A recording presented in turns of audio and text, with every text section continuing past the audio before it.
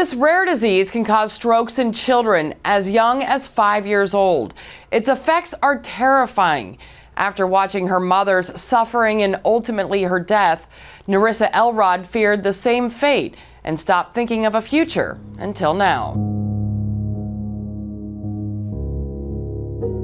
At just 10 years old, Narissa Elrod lost her mother to a rare disease.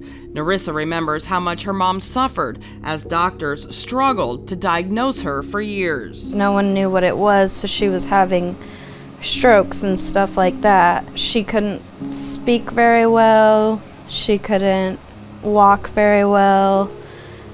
It was very bad.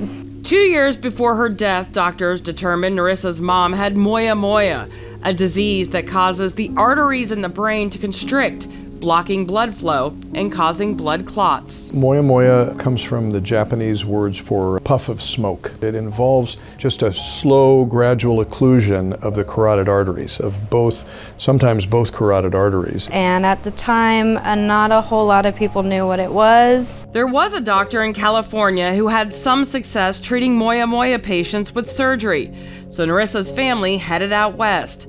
Unfortunately, the damage was too severe, and Narissa's mom died shortly after the operation. She was funny, ornery, just a great person. She liked to have fun. By the time Narissa was 15 years old, she started having what she called passing out spells. Doctors have since determined Narissa was having TIAs, or mini strokes.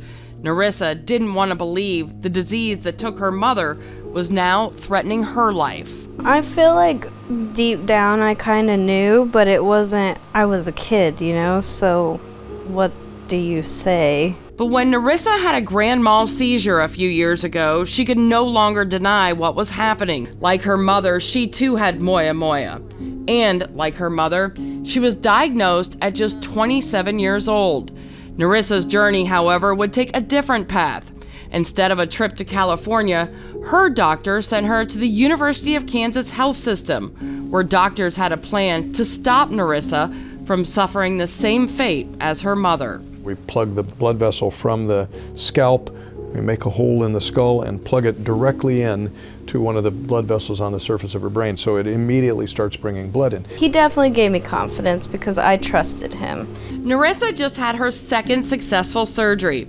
For the first time in years, she's looking forward to turning 30 and planning for a future her mother never had. I want to go to cosmetology school. I've been putting that off for so long.